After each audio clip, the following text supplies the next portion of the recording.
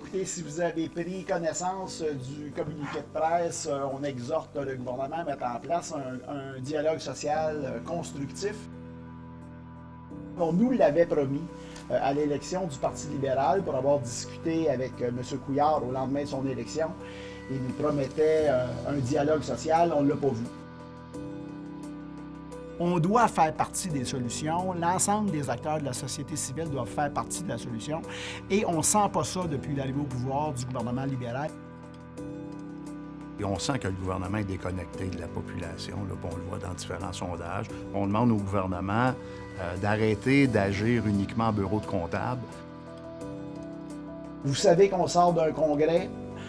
Il y avait deux thèmes importants à ce congrès-là, les inégalités et également une transition juste en vertu des changements climatiques qui s'annoncent. Quand on a dit on veut contrer les politiques d'austérité, il y a bien du monde qui ne savait même pas c'était quoi de l'austérité. Aujourd'hui, tout le monde sait c'est quoi.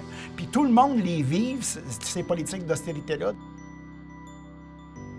On a coupé des services qui sont l'équivalent de plus de 2,5 milliards de dollars dans nos deux grands réseaux. Si on a une éducation, un service de santé, un service d'éducation qui est accessible, gratuit, universel pour tout le monde, bien, tout le monde va être au moins sur le même pied d'égalité au niveau de la santé et au niveau de l'éducation.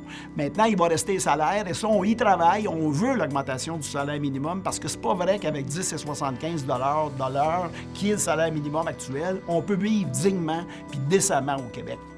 Il y a des dossiers qui doivent atterrir à la prochaine session parlementaire.